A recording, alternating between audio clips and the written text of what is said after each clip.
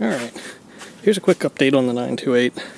Since we looked at it last in a video, not a whole lot's changed. Mechanically, nothing really. Just maintenance, changed the oil in it around Christmas. Nothing a whole lot there. Interior, though, I had the driver's seat redone, had that back seat there redone where there's a hole in it, and all the tan I had re-dyed. So it looks nice now. I need to get the blue redone. So honestly, the upholsterer kind of pulled up the toy on the blue bit, so I was going to put that off for a while, but need to get it done now. Need to get the center console dyed to match the dash and these door cards.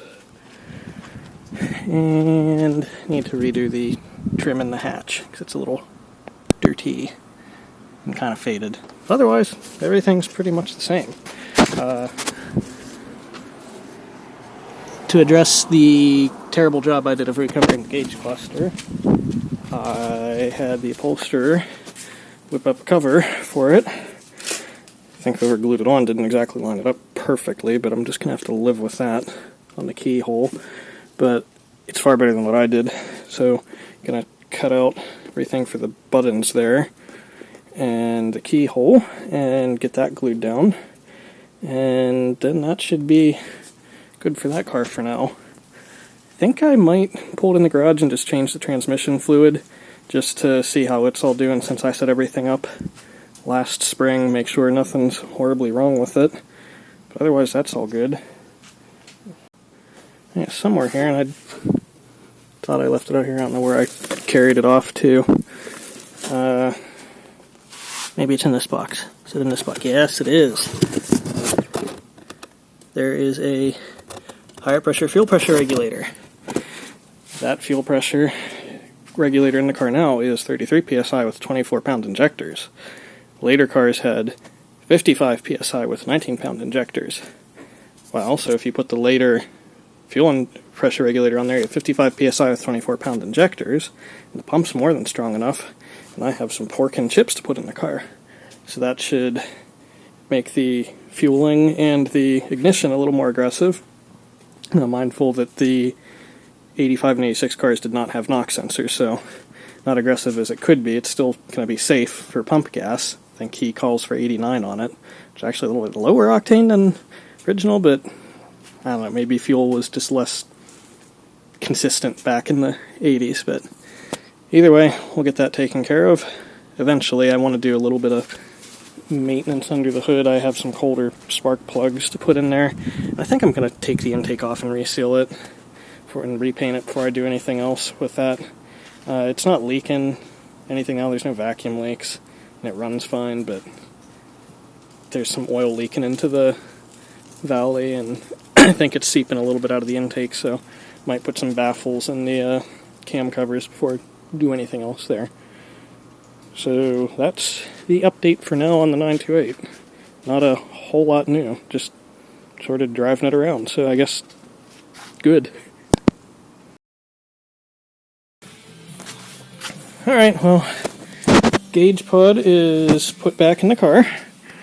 The thing looks pretty darn good. It looks like it matches the dash material pretty darn good, which is a good thing considering the material came from two different places. Even the side where the ignition keyhole is kind of messed up. I need to... oh, the rubber thing came off again, but it looks pretty good. It looks a lot better than my pathetic attempt at it, at least. It's not perfect, but oh well.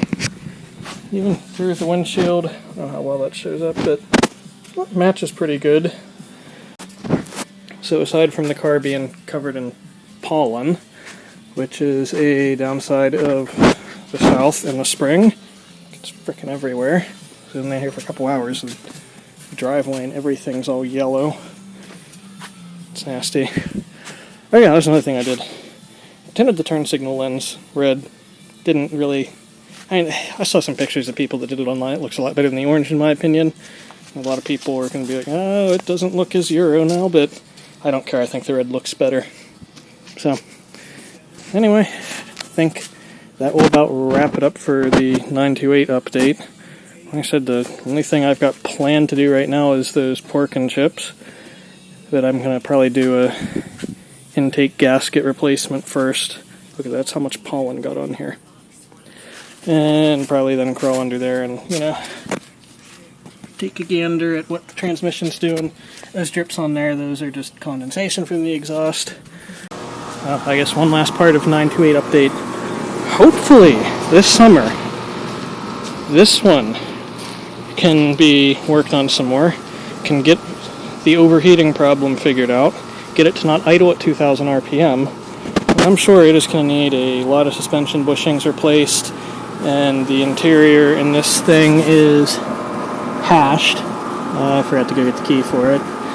But maybe you can find a parts car to get the interior out of, and maybe this thing can start getting on the road next. This might be the next project. So, more 928 stuff to come.